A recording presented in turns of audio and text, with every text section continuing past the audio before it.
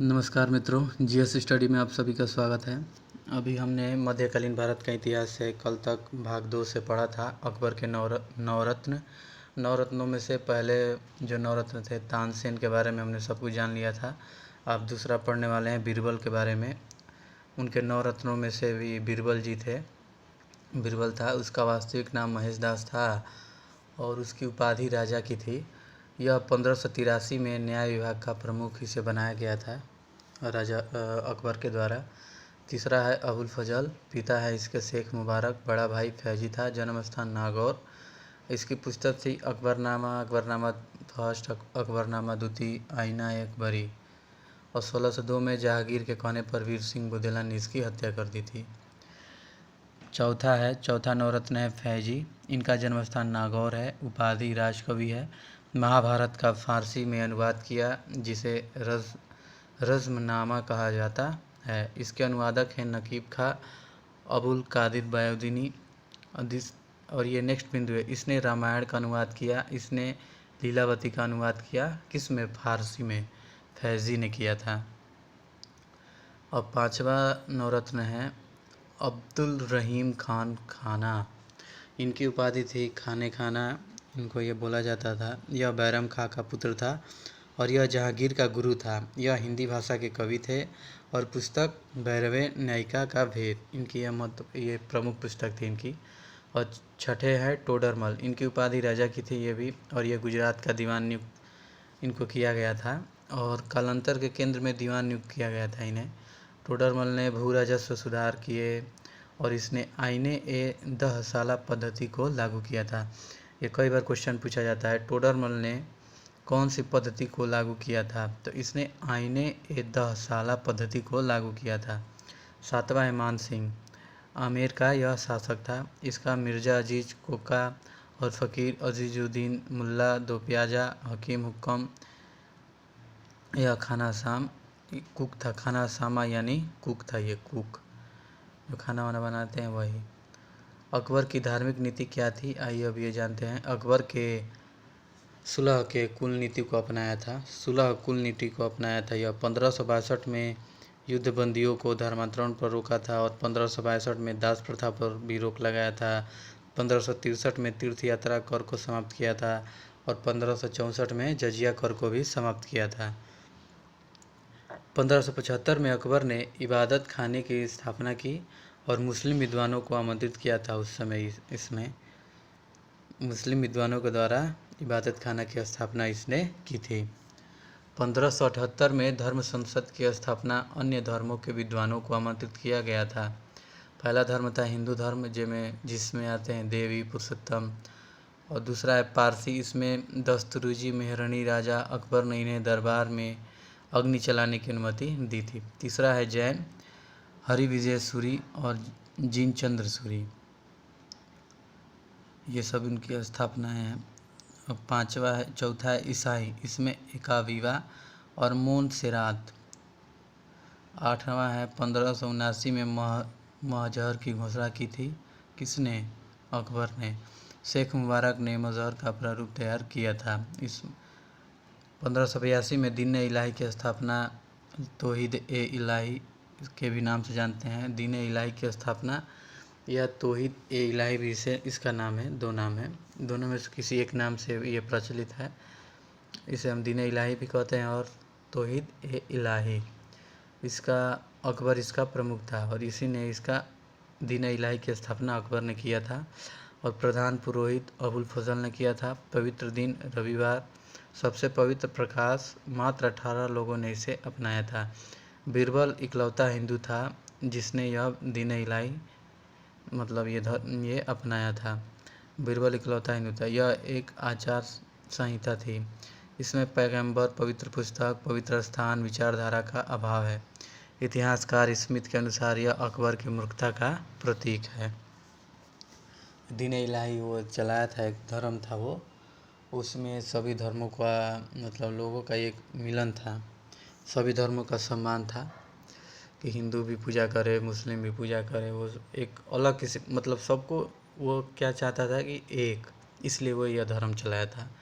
तो ये चला नहीं। इतिहासकार ये जब ये लागू किया था, इतिहासकार इसे मूर्ख बोलते हैं कि ये मतलब ठीक नहीं था। अब सलीम का विद्रोह। सलीम ने अकबर के खिलाफ 2 बार विद्रोह किया और इलाहाबाद चला गया। अब आइए जहांगीर के बारे में जानते हैं। 1605 से 1627 ईस्वी तक इनका भी कार्यकाल रहा।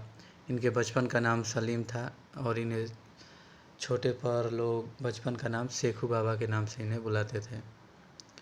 माता इनकी थी हरखाबाई, पत्नी थी मानबाई। मान सिंह आमेर की बहन थी, मान सिंह की बहन थी। इसके पुत्र का नाम खुसरो था।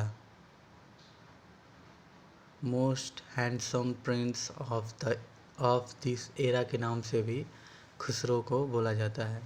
शाह बेगम के रूप में प्रसिद्ध थी। जहांगीर की आदतों से परेशान होकर आत्महत्या कर ली। कौन? शाह बेगम। इनकी दूसरी पत्नी थी अकबर की जोधाबाई या मानीबाई भी उनको बोला जाता है। जगत गोसाई के रूप में प्रसिद्ध हैं। इसका पुत्र खुर्रम जो शाहजहाँ था। जहांगीर ने राज्याभिषेक के समय 12 घोषणाएं की। उसने न्याय की जंजीर लगवाई जिसमें 66 घंटियाँ थी, सोने की थी।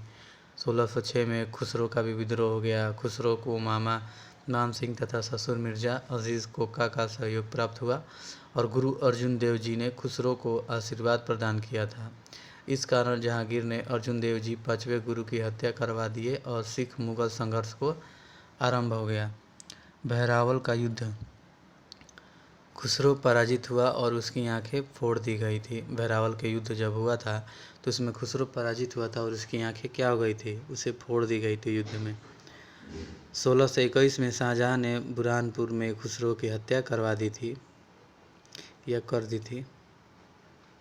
और 1608 में कैप्टन हॉकिंस भारत आया और हेक्टर नामक जहाज़ से वह आया था भारत। 1609 में आगरा में जहांगीर से मिला और इसे फारसी भाषा का ज्ञान था, तो जहांगीर ने इसे 400 का मनसब दिया और यह 3 साल तक आगरा में रुका, लेकिन व्यापारिक रियासतों प्राप्त करने में असफल रहा। 1615 में सर टॉमस रो भारत आया था। ये वाला इम्पोर्टेंट है। 1615 और 1666 सर टॉमस रो भारत आया था, 1615 में आया था। और 1616 में अजमेर में जहांगीर से मिला था और जहांगीर ने इसे व्यापारिक रियासतें प्रदान की थी। 1615 में खुर्रम ने मेवाड़ के साथ संधि की थी और 1617 में खुर्रम ने अहमदनगर के साथ संधि की थी। जहांगीर ने खुर्रम को शाह जहां की उपाधि दी थी। जहांगीर ने शाह-ए-जहां की उपाधि दी थी खुर्रम को। अब 1611 1622 नूरजुड़ा। नूरजहाँ का वास्तविक नाम मेहरुनिसा था। मेहरुनिसा था। नूरजहाँ के पति अली कुली बेग थे और जहांगीर के अली कुली बेग के शेर-ए-अफगान की उपाधि थी और उसकी हत्या करवा दी थी। जहांगीर ने मेहरुनिसा को नूर-ए-जहाँ की उपाधि दी। नेक्स्ट है नूरजहाँ जुटा के अन्य सदस्य भी थे। पहले थे पिता गयासेब, इनकी उपाधि एतमाद उद दौला था। थोड़ा सा जूम कर लेते हैं, हाँ ठीक है। दूसरे थे माता असमत बेगम, इसने इत्र का आविष्कार किया था। और भाई असाफ खां। और चौथे हैं शाहजहाँ। ये नूरजहाँ के अन्य सदस्य थे।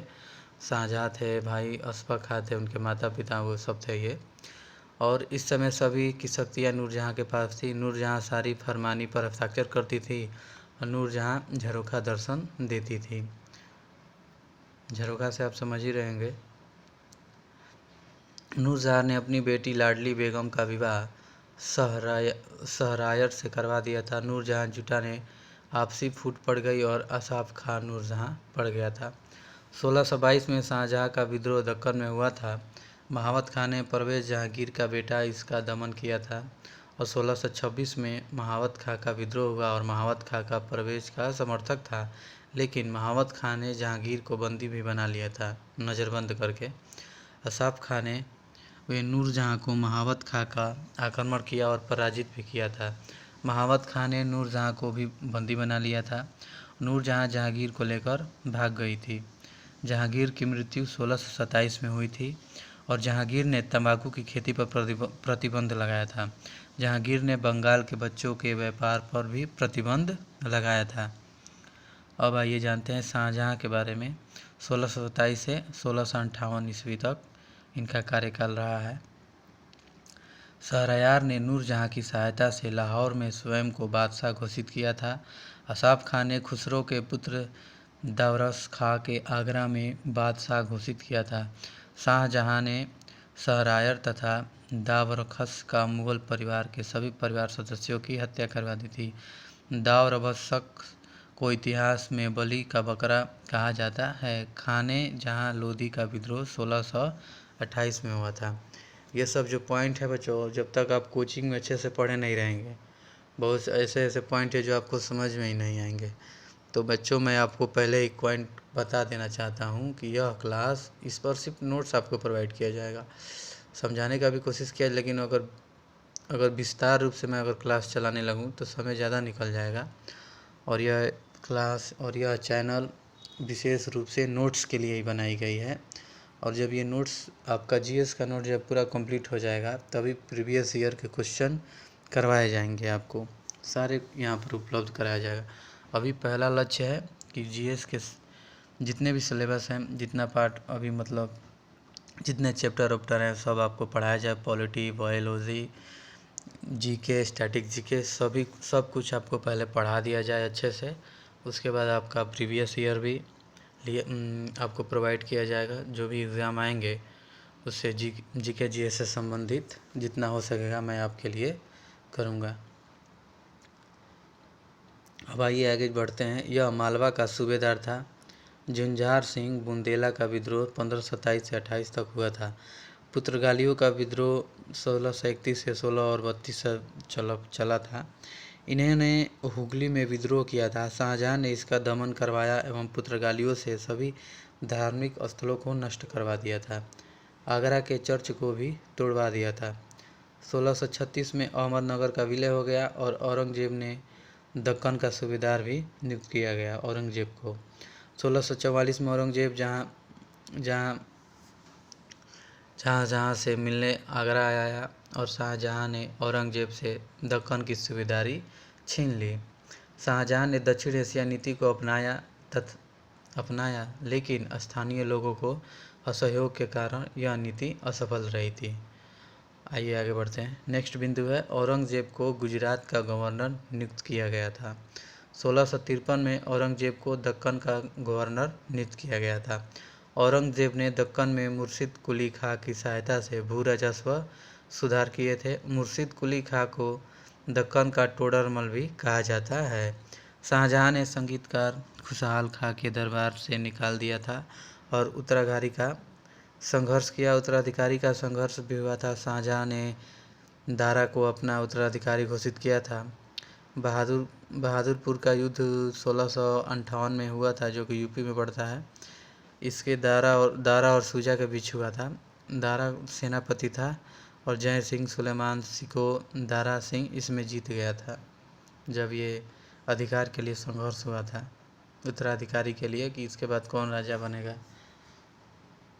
धर्मत का युद्ध भी एमपी में पड़ता है। दारा और औरंगजेब के बीच में हुआ था, जिसमें जसवंत सिंह कासिम खां और कासिम खां युद्ध में निहकले रहा। सामूगढ़ यूपी का युद्ध 1658 में दारा और औरंगजेब मुराद के बीच हुआ था, जिसमें दारा हार गया था और इस युद्ध में मुराद को बंदी बना लिया गया था। खजुआहा जो बिहार का युद्ध है 1659 में हुआ था। यह खजुआहा का युद्ध 1659 में हुआ था औरंगजेब और सूजा के बीच, जिसमें औरंगजेब जीता था और सूजा भागकर म्यांमार चला गया था और आरामनोमा की पहाड़ियों में इसकी मृत्यु हो गई थी। दौराई का युद्ध 1659 में औरंगजेब और दारा के बीच हुआ था। औरंगजेब जीत गया था।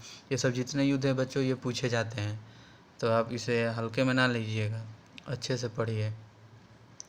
शाहजहाँ को नज़रबंद किया था आगरा में और 1666 में उसकी मृत्यु हुई थी। शाहजहाँ की धार्मिक नीति क्या थी? शाहजहाँ ने मंदिर तुड़वाए, शाहजहाँ ने धर्मांतर भी करवाया था और मुस्लिम लड़कियों से विवाह करने पर प्रतिबंध भी लगाया था। और हिंदू किसी मुस्लिम को अपना नौकर नहीं रख सकते थे। ये भी था। इसने सजदा एवं पैबोस प्रथा पर प्रतिबंध लगाया था। गौ हत्या पर से भी प्रतिबंध हटा दिया था इसने कि गौ हत्या खुलेआम करो, कोई रोकने टोकने वाला नहीं है।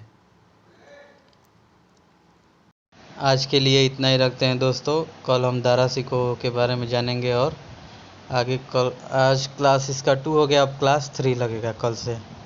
तब तक के लिए चलिए मिलते हैं नेक्स्ट वीडियो में। जय हिंद, जय भारत।